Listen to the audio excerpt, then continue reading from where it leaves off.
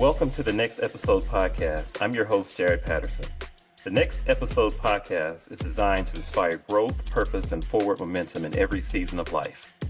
Whether navigating transitions, chasing dreams, or seeking clarity in calling, we will share practical wisdom, personal insight, and faith-based encouragement to help listeners step boldly into what's next. Through candid conversations, solo reflections, and guest interviews, the Next Episode podcast empowers people to move with intention, live with integrity, and trust God with the journey ahead. Trust me, you'll want to stick around. Today's episode is titled Class Dismissed, Leaving Academia for Entrepreneurship. My guest once served as an instructor of English at Alabama A&M University, guiding students through the power of words and storytelling. But when she felt the pull towards something new, she followed it, stepping out of the classroom and into the world of business. Today, she's the founder of Prose Pens, a writing service that provides ghostwriting, writing workshops, and coaching for entrepreneurs and leaders across industries, from law and medicine to entertainment, education, and beyond. Some of her community involvements include serving on the board of the Women's Economic Development Council, the Women's Economic Development Council Foundation, and the Advisory Council for Bird on the Mountain. Although she has no official hobbies, she has been going on about running a half marathon for years and most recently decided she'd like to play tennis. No attempts have been made at either. Instead, she spends her time reading psychological thrillers. Other than that, she enjoys spending time with family and friends, fresh flowers, and learning new things. So without further delay, let's welcome my former colleague, my unofficial business coach, Miss Dwaynia Wilkerson, to the Next Episode podcast. How are you doing? I'm doing very well and very happy to be here. I'm glad you invited me because eventually I was going to invite myself.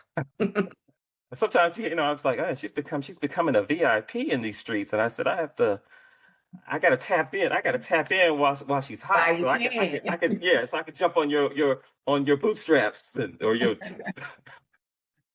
Oh man! So it's homecoming weekend. Mm-hmm. You have any plans to? No. I'm the same old me. the introverts. Yes.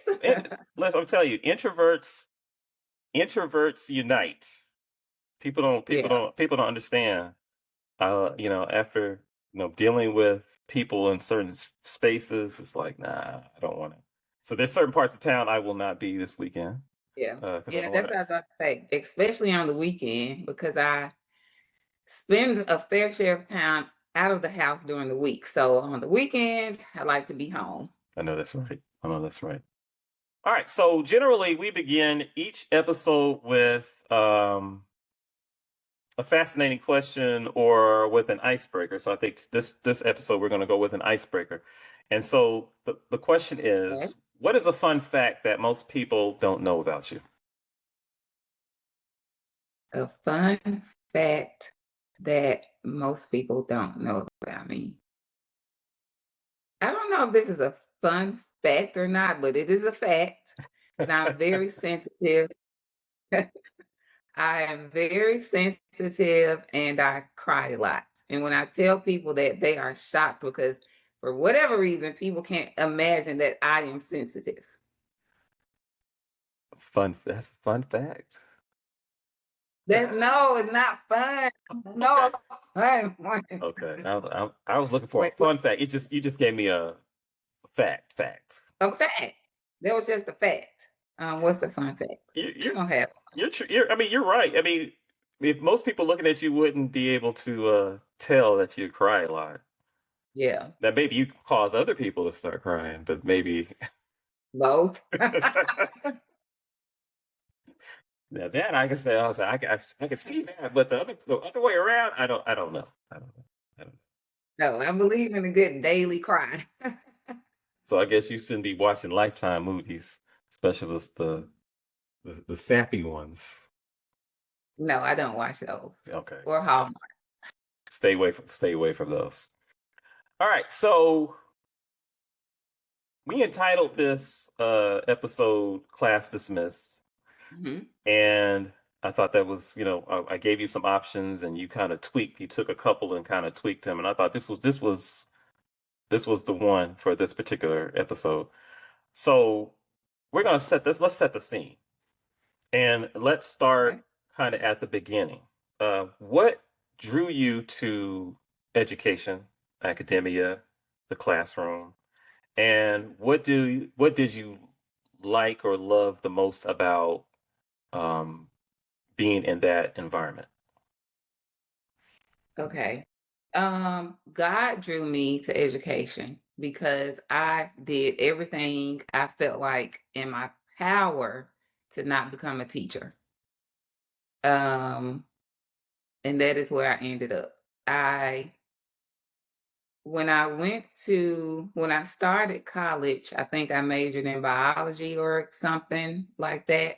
And that did not go well because biology and chemistry are not my natural inclination. Correct. And I also wasn't disciplined enough to put forth the effort that you would need when something doesn't come natural to you. Hmm. And so I changed my major to English.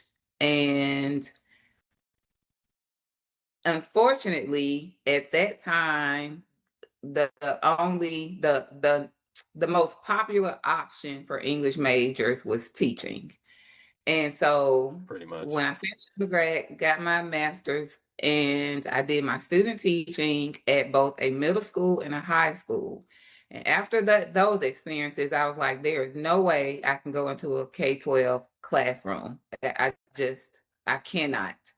And a friend told me that Alabama A&M was hiring for an English instructor. And so I did my application online because that was the process. But I was also like, I have to get this job. So I went directly to the chair's office with my application printed and resumes and all those things that I submitted online. I actually went to her office and waited for her to come back from lunch, and we had a conversation, and a few days later I was hired.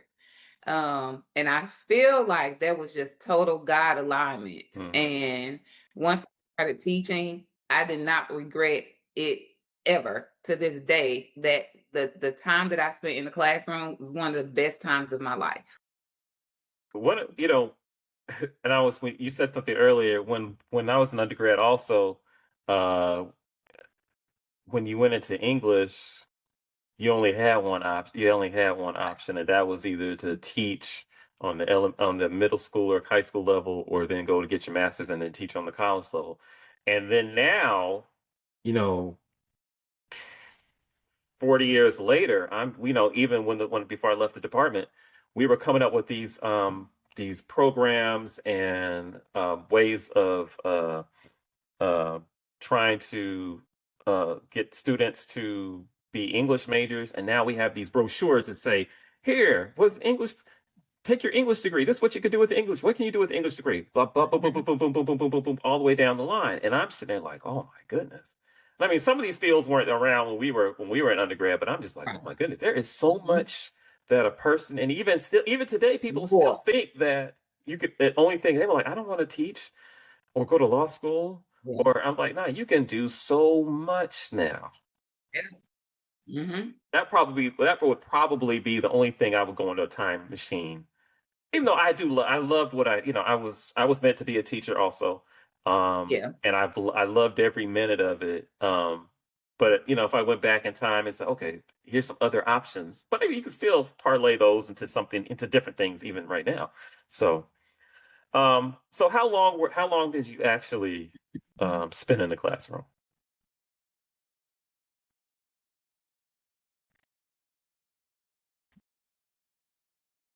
We missed something. I didn't hear your question, or I missed something. How long were you in the classroom? Oh, for 11 full years. 11 years. Seems like yesterday.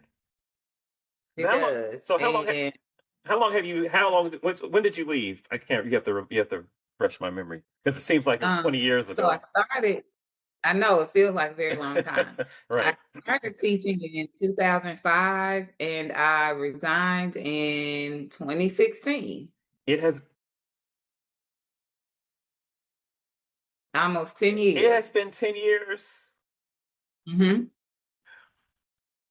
That's why it feels like that's why it feels like a family reunion when I see you, because it's been I see you once every 2 years or once every 5 years. We run into each other at Target or something. It doesn't Right. it's been that long, but it doesn't feel like it's been that long. No, no. But I'm just like, wow. But that's the crazy part about how fast time goes and how important it is to kind of to reclaim your time, as they Hmm. say. Oh my Hmm. goodness. So you did 10 years. At what point did you start to feel that pull to do something different and to step outside of the classroom? Probably year 8. Mm, But somewhere between, yeah. I would say somewhere between, because I was there for 11 years. So somewhere between year 8 and 9. hmm Um, so let me say this, even though I went into teaching and like I say, it was one of the best experiences ever, and I'm thankful for it. I knew that I wasn't going to retire from teaching. I knew that I wasn't going to I knew that I wasn't going to be there long enough to like officially retire from teaching. And so around the ninth year or so, I started to get a little antsy, I guess is the best way, hmm because teaching, you know this very well, it can be monotonous. Because you're doing, although your students change, the curriculum doesn't change, and you can try to change up things as much as you want to. It's still the pretty much the same thing every day and every year. hmm And that typically doesn't work for me.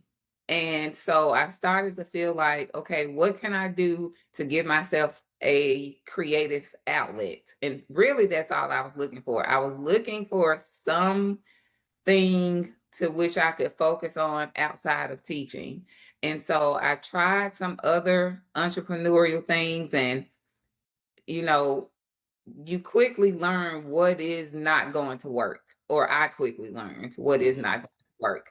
And so eventually I was like, well, let me just expand what I know how to do, which is writing. And hmm that is the thing that I started exploring. Now, but I had no idea that that would take me completely away from teaching. So had you started doing that on the side while you were teaching, or did you jump right into it? You get out of teaching and jump right into that?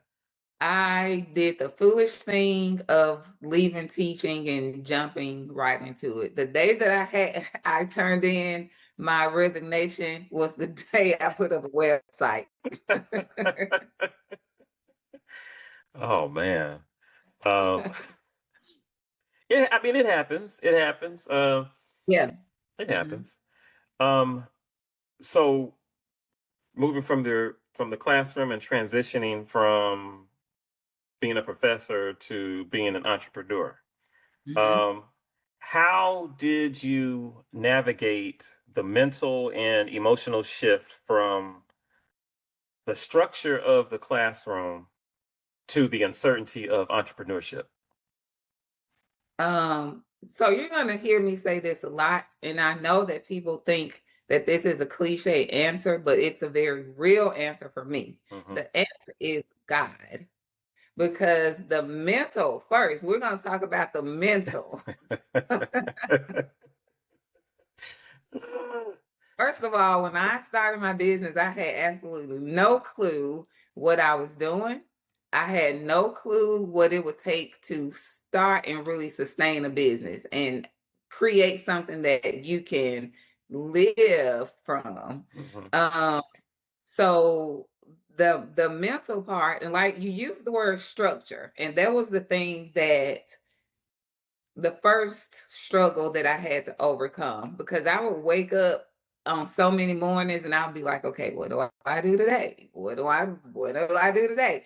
Because when you go to work, you know what you're doing. Like Right. before that, I was getting up, I was going to class, I was having faculty meetings. It was, those things that I had to do. And now Routine. it's like, Yeah. okay, yes, routine. And hmm so then it became Okay, are you really going to sleep until noon?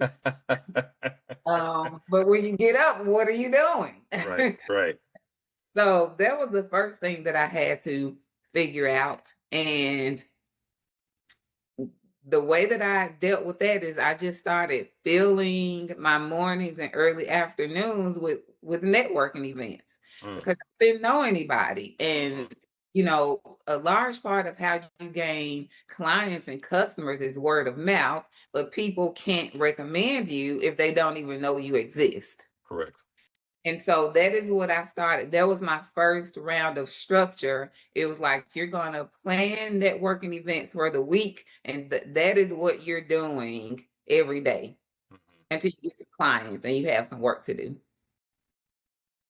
Good. Yeah. So it was really, and you mentioned introvert, being an introvert earlier, and that was another thing that I had to like work around. Like I had to go against my natural inclination to stick to myself Mhm. and learn to be around and meet other people. I think I think that is one of my biggest challenges right now. Um, I mastered it when it came to the classroom. Mm-hmm. I mastered it when it came to going to conferences and making Hmm. presentations. I mastered it when it came to doing workshops, even though after I would go back to being an introvert. But with this, this business thing, it's just not my, and you keep saying that's interesting that you said that was because when I've talked to you and you've been talking about networking, you've Hmm. been networking.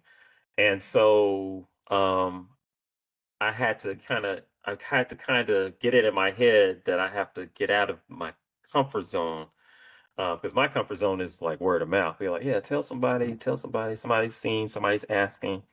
Because I'm doing an event next month, and it'll probably be my first one. I'm trying to get banners, table, all that stuff, so I can Hmm. just get out there and say, here, I have a service that I'm trying to provide. And Hmm. then I'm looking online to find places, and I guess from here on out, I'll be trying to do something once or twice a month, going to an event where I can vend and be as a vendor and show my things.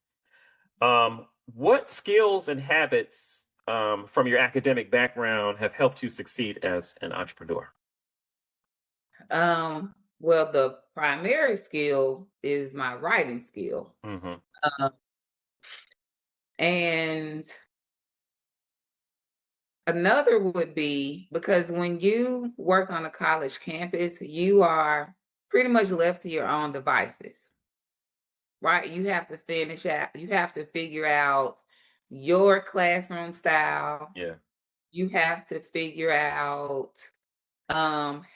what is your teaching style? What is your work style?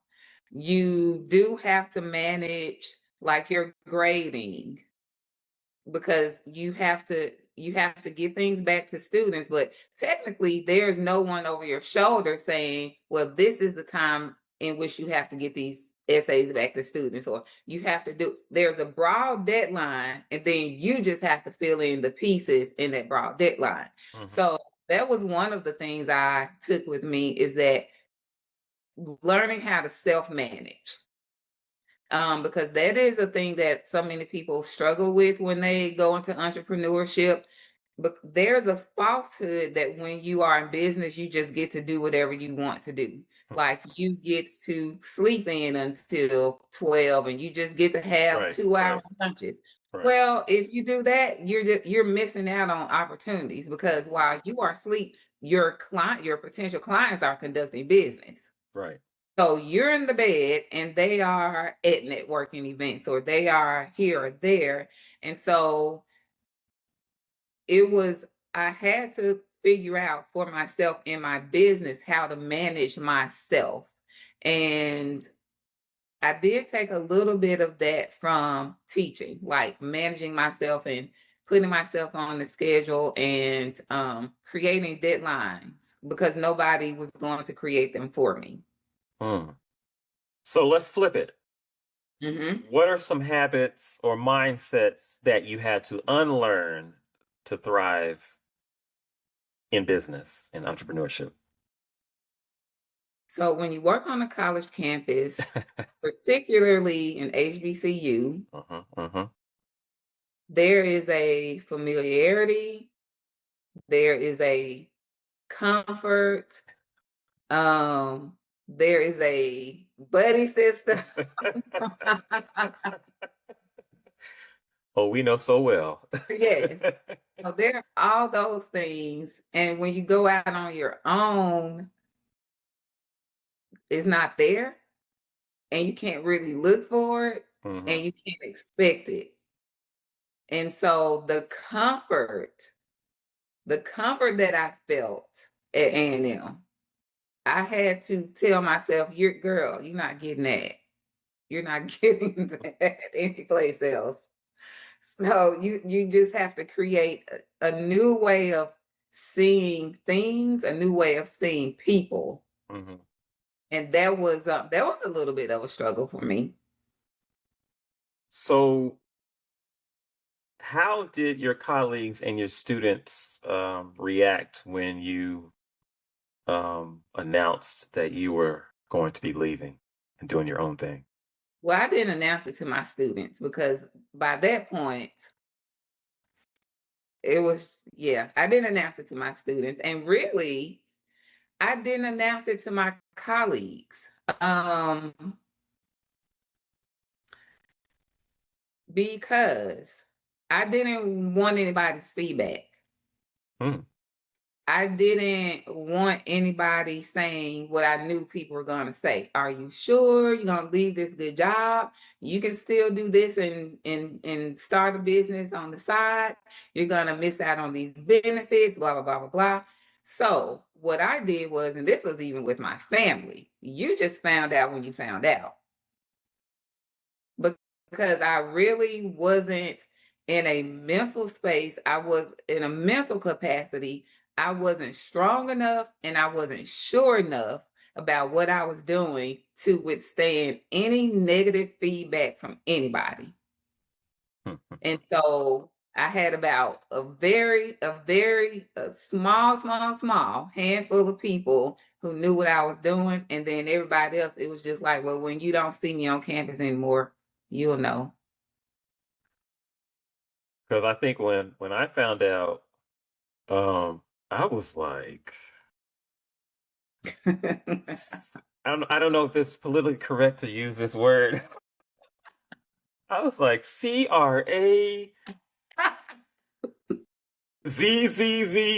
CRAZZZZZZY exclamation point, exclamation point, Exactly. exclamation point. Exactly. And it's crazy that it's crazy that I would say that because when I years later, and I think I guess sometimes, you know, people have their own past to chart, and sometimes, Mhm, and I felt the same way. I'm just like, why would she leave this good mhm. guaranteed job with this Cadillac health plan and flexibility? You get to come in, you get to leave, and now that you say that it's even year one, year two, I was every time I saw you, I was like, and I passed your office, and I was like, crazy, crazy. Now, 11 Yeah, years later, I'm like, now I understand. yes. I understand. Mhm. So that's why I call you. I privately and publicly, I call you my Harriet Tubman. I was like, except for the reverse. You didn't come back you didn't come back and rescue me. You You weren't ready. you You weren't ready. you should have pulled out the gun like she did and forced us to force us to the promised land. I was like, you're our Harriet Tubman, and you just freed yourself and left the rest of us, and we had to finally catch up with you. But But everybody, everything happens in its time for everybody. And I just knew like I can't have if one person says the wrong thing to me, I'm probably just gonna crumble down to the ground. And so no, I well, I can't. thought you were gonna say you're gonna put hands, but you said you're a crier, so No. yeah, it's crazy. And then um, having to listen to Even at the point, I was just like, whatever. People was like, oh, some of the older people were like, oh, you're too young. And then Mhm. people were like, why do you really want to, what about one more year? Mhm. I was actually thinking about this last year, like 2024, 2020, no, 2023, 2024.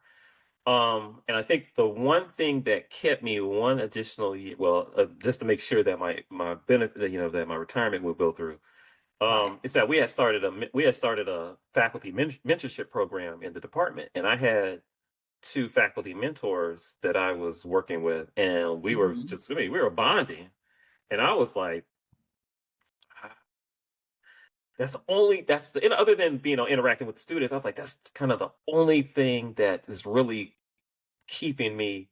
But at the same, but I Yeah. said, you know what, I'll stick around because I said I'm gonna do one more year, so I make sure I've done what I was supposed to do with them, Mhm. and then we're going to, and I even didn't work summer school this year because I was the plan was to come back and adjunct, and of course they say it has to be a 30-day separation, and I said, well, if I Mhm. if I end July 30th, then I can't start in August, and then that puts me behind because I got to wait for paperwork and all that kind of stuff.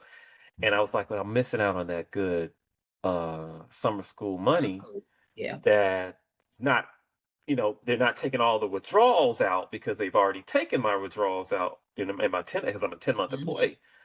And I just said, you know what? I'm just going to have to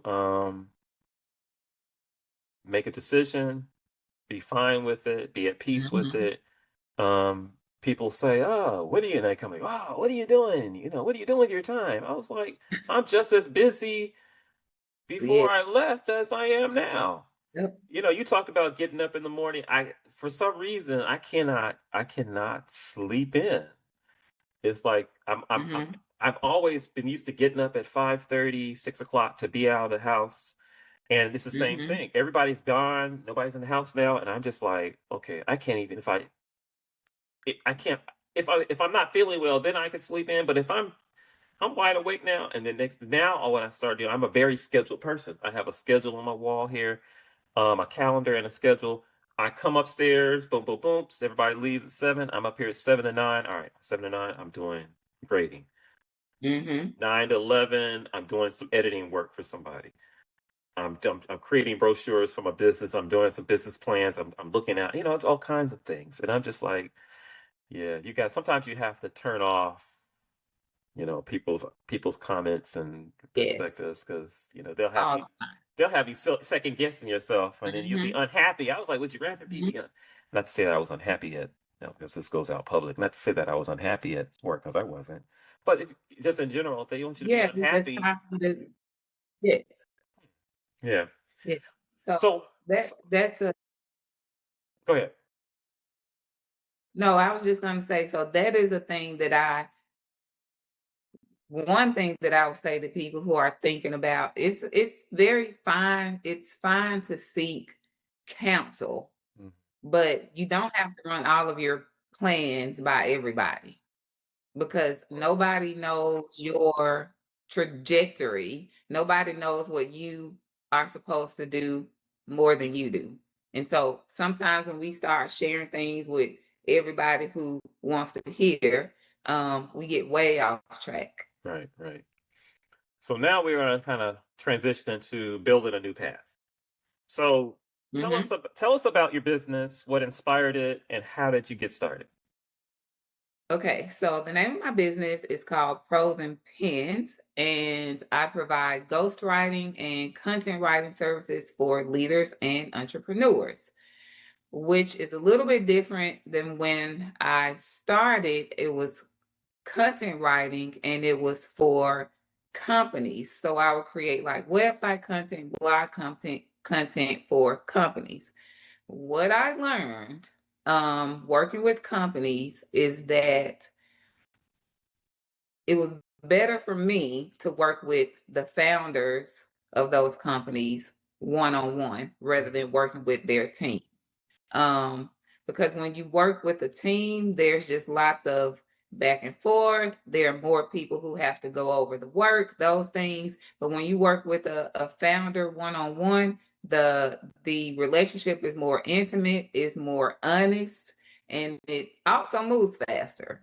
So that is why I made that little slight change in the business. This year, I also started offering writing workshops. And I've been wanting to do that for a really long time. So I was glad that 2025 kind of felt like the right time. And then I do some writing coaching. I don't do that as much as I do ghostwriting. So that is the primary service, the ghostwriting, and then secondly, the writing workshops. And how did I get started? Yes. Is that what you have? What inspired it? How did you get started? Oh, what inspired it? So I mentioned that I tried some other entrepreneurial things before I got to the writing. So I tried like personal shopping, and I got some clients and whatever, and I started like an online jewelry store. Again, I had customers, but you know pretty quickly if what you're doing is a fit. And part of why those things I felt like weren't necessarily a fit because they weren't a fit for Huntsville. And so that is what people sometimes refer to as market research, except I didn't do it beforehand. I did it in the business, but you know, whatever. Hey, we live and learn. Um, and so I was like, this is just not going to be a thing here. What can be a thing here? And so I thought about all the times that people had asked me to read over this, look over this. What do you think of this? And I said, I can probably turn that into a business. And so when people want me to look over this, read this, whatever, at this point, then it's going to come at a cost. And so that is the thing that I felt like was a better fit for Huntsville. And also I can provide services to anyone anywhere. Right. And so that just worked out much better for me. So I wouldn't say it was necessarily inspiration. It was more trial and error and being willing to pivot when I saw that something else wasn't working. Okay. So what were those early days like as you worked to turn your ideas, your passion into reality? Hard as hell. Of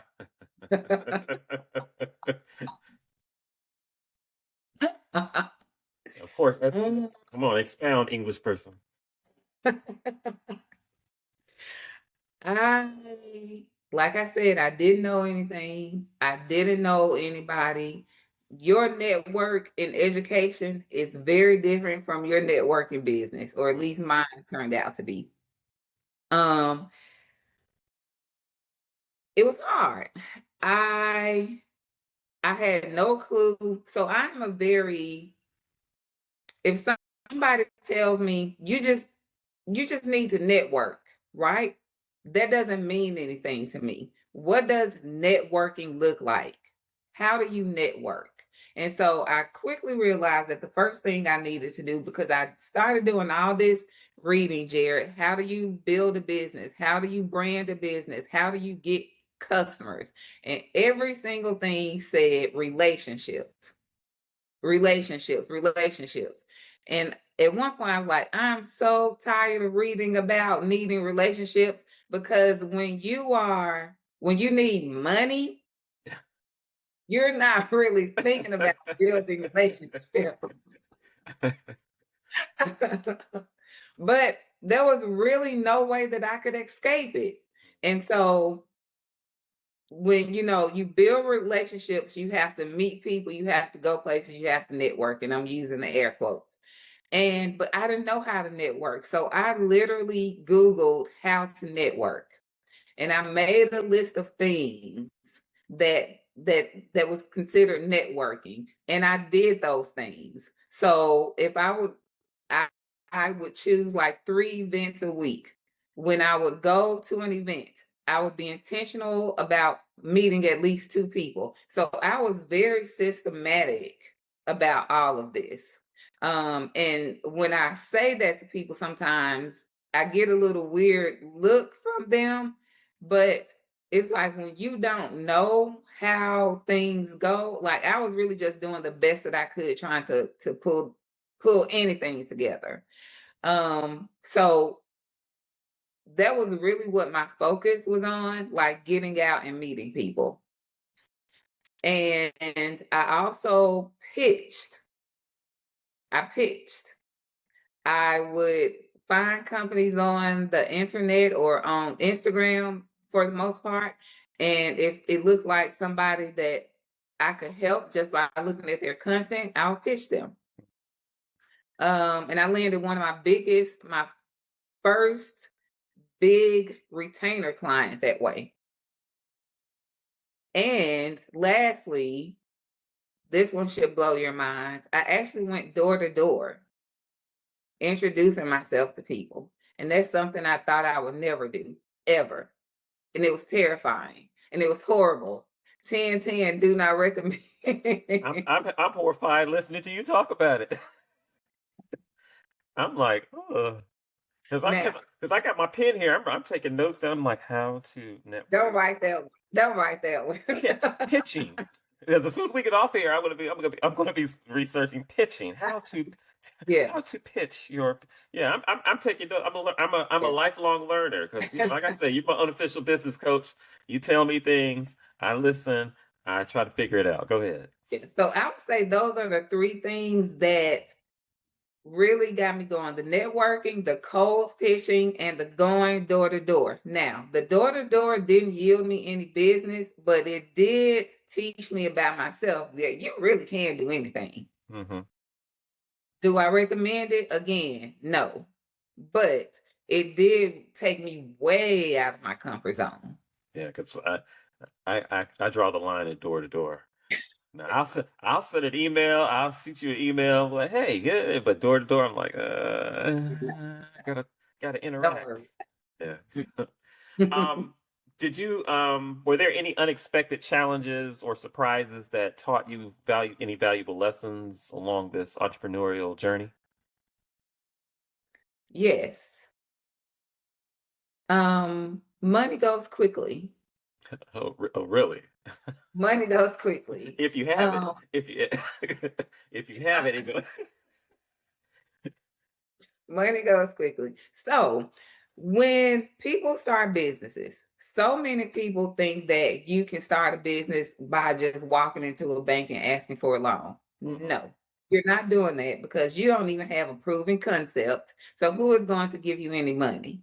Most people, and research confirms this, most people who have their first money, it either comes from their personal savings, their retirement, or like money that they get up from family and friends. That is where most people who start businesses get their initial money from. Now, luckily for me, my initial costs were very low, but that doesn't matter if you don't have clients and you're getting money in regularly. And so I was basically burning through my savings during the first when my business started. And so that was one of the things that I learned very quickly. Like, you think that you have this cushion, but if you don't have any mechanism to bring in money on a regular basis, those things go very quickly. And it sends you into a panic. And when you're in a panic, you can't really think very clearly about what you need to do. yeah, you're prone to Right? make some mistakes. So, Yeah, yes. make some bad decisions because Yes. yeah. You're thinking about how you're going to keep your life together when your focus really needs to be, how can I get this business? So Right. I would say that I cannot say make sure you have everything in order before you leave, because sometimes we are meant to do things in an order that doesn't seem like the right order to other people. Right. But if you can plan as much as possible, plan things like, what is going to be my strategy for meeting people? How am I going to market the business? How am I going to get the business out there? What exactly are my services? Mm-hmm. Even basic things like that. That can take you a long way. You don't want to be figuring everything out at the same time. And that is exactly what I figured everything out at the same time. Mm. And boy, was that stressful. Hey, I can believe it. Um, Now we're kind of shifting to like growth, identity, and purpose. Hmm. How has entrepreneurship changed how you see yourself beyond the title of professor that you had for 11 years? I really see myself now, Jared, as somebody who can do anything I put my mind to. And maybe I would say that about myself before now, but I know it now. Mm-hmm. I have also become more patient. I am a person who wants what I want when I want it. And when it doesn't happen in that time, I get disappointed or disillusioned. Maybe I'll walk away, maybe I'll give up because I'm not getting it in the time frame that I have. Mm-hmm. And what I realized is that things just don't go that way. Um, Other things take much longer. Like some things take much longer than others. Mm-hmm. And a business is such an unpredictable thing. And so you make plans, yes, but if things don't happen within that timeline, do you really just give up on what you wanted? Or do you Mm-hmm. just keep like it's like when we pray. For the most part, when we pray, we want things to happen in our time Right. frame. But for the most of us who continue to pray, we do realize that, okay, it's not happening now, but I'm going to continue to pray about it and it will happen when it's supposed to. And that's what I've learned. So many things just happen when they are supposed to.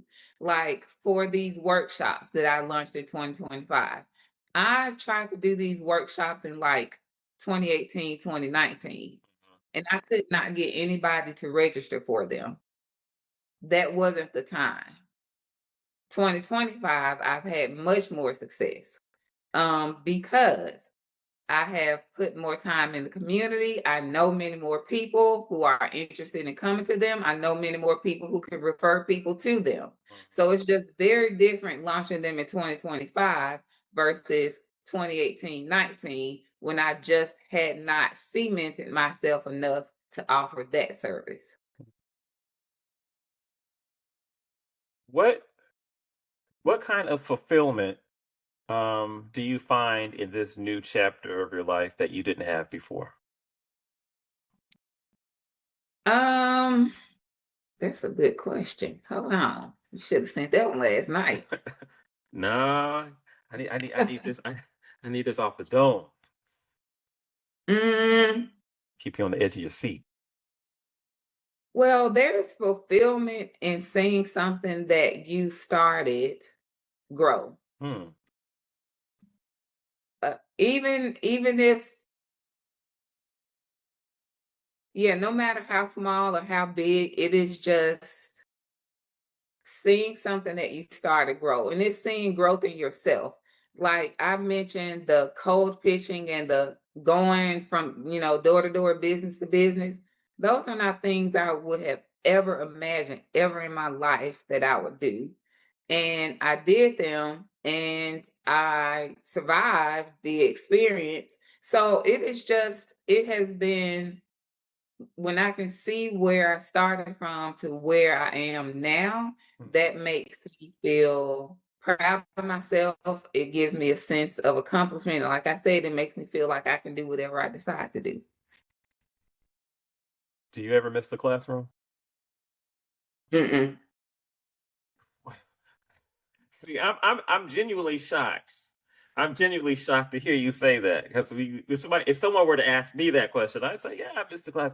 I missed the classroom in the sense of I loved the relationships, the interaction with the students, especially the older ones. I was glad that I wasn't teaching composition anymore because I was those freshmen. I just can't hang with that. I can't deal with that. But I miss that. I miss that. But No. explain to the audience why you say no. I mean, you just cut it. You just cut it off. Divorce, So, never look back. well, no, I didn't. So what I always say to people is I miss my colleagues. The camaraderie that I had, that's just never gonna happen again, I don't think. And that is not to say that things were perfect because they weren't, Hmm. but the way that our department was set up, the relationships I had with some people, the friendships that I was able to build. I mean, I consider you a friend. I, do I? Do I now consider you a friend?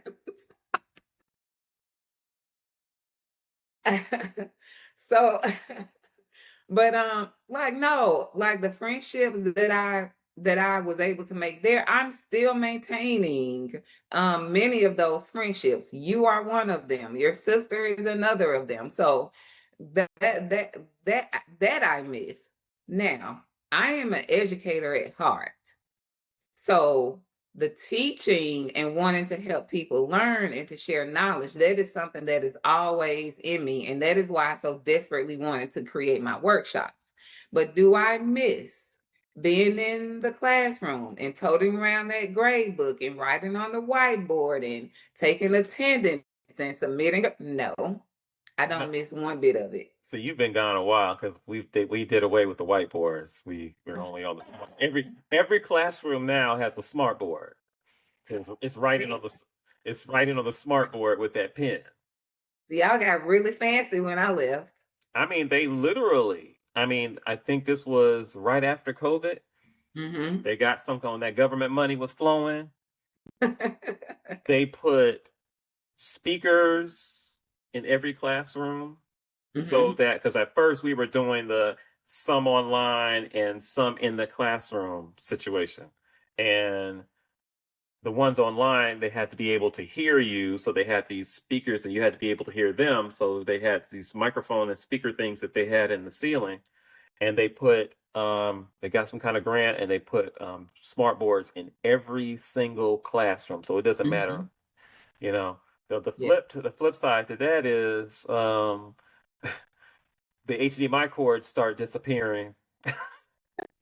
The HDMI cords are Me. disappearing, and the pins that you mark on this. So you go in the classroom, and you can't even hook your computer up to the board. Now they do have this wireless thing that you can. There's an app, and then you go to the app, and you could display it on. But who got Mm-hmm. time for that? I just want to plug it in, and so everybody's taking the cord from the running down, taking the cord from the one cord in the classroom, and now nobody has it. But I get it. So you did, and my next question would have been, um, have you found new ways to teach and impact? But you've already answered that question. Yeah. You just went, Yes. yeah. So your workshops are you're finding ways within your business to do those very same things that you did for 11 years. Um, Absolutely. so reflecting, because we're winding down now, reflecting, how do you define success for yourself now? I'm not sure. Hmm. That's my honest answer. I keep pushing the goalpost further and further back. I have no clue um how I define success. So are you saying that you haven't achieved it yet, or you're still in the process of achieving it, or you're looking to achieve it, or So this is what I'm saying. So a couple of years ago, I would say that success would be this. But then when I reach whatever that is, Mhm. it doesn't feel like success to me. So I change it to something else. And so it is I have not been able to give myself a real pat on the back, because when I achieved the one thing that I felt like was going to be success, it's like, well, this ain't it. Hmm. I think that that is a thing that I need to unlearn, but because I'm being transparent on this podcast, I have no actual real life clue what success looks like for me. So you're saying there'll never be a point where you could say I'm successful or I've been a success. I have no clue. I have no clue. I don't know. I would now, with you saying it like that, I hope that that does not is not the case. Um, because I feel like even with me saying this now, I feel like it is not me honoring what God has allowed me to achieve. Hmm. Just being able to be in business for nearly 10 years is technically that's a success, because most businesses fail within the first 3 to 5. Mhm. And I've been keeping on for nearly 10. So can I count that as a success? Absolutely. Should I count that as a success? Absolutely. But there's a thing in me that I haven't been able to identify, that I just keep moving, moving, moving, moving, moving what success looks like. Hmm. And I hate that for me. It'll come. I think at some point hopefully some point before I hope so. it. Well, I guess for the rest of us will then. I guess you may not see it yourself, but the rest of us will be back there. We're like, look, she's a This success. girl. She has been successful. She successfully left us behind, and now we're trying to catch up to her success. Yeah. I'm just messing around. All right, so now we're coming to the end of the podcast, and there's always this section where we ask the guests to give us some takeaways and to provide some Mhm. encouragement. So I have two Mhm. questions that'll help us to do this. The first one is, if you could write one more lesson plan for your students or listeners about life beyond the classroom, what would it say? It will say build relationships. And I think that people don't realize, especially young people right now, how important relationships are. Well, we hear that all the time. People are not meeting people, are not forming relationships. Everybody is so isolated, insulated, doing their own things on the internet.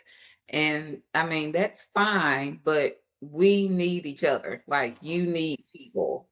And relationships are where it's at, because and I want to say this, it's not about transaction.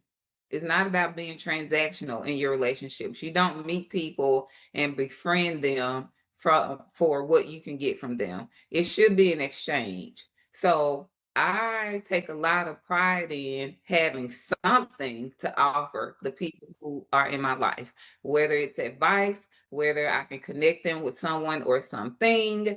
I take pride in offering value to the people in my life. And so 9 times out of 10, if I need something myself, then people are willing to help me, or people are willing to listen to me. People are willing to connect to me. And so that's relationships.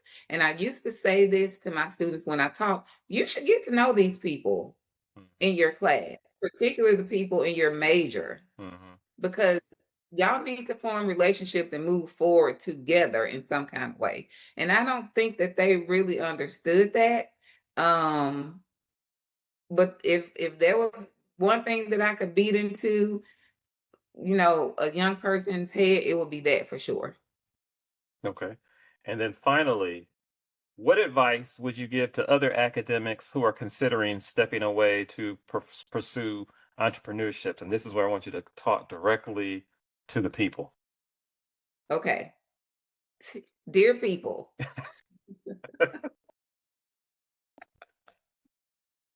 Well, dear people, I'm very silly, first of all. No, Don't we all? Don't we know? no, seriously, dear people, if you are looking to make a transition, I would say have a plan. It doesn't have to be perfect. It should not be a plan that holds you up because we can't get into that perfectionism. Everything has to be in place, everything has to be right, but have a concept. And so when I meet people who say, "Oh, I want to do this, that, and the other, but I don't know what it is, or I don't even know what to name it." You're not ready. You have to have a concept. You can't want to do something different or start a business or enter into entrepreneurship because that is the popular thing, because it is too tough, quite honestly. It is too tough to just be doing it because it's popular. You have to have a concept. That concept has to be something that people want.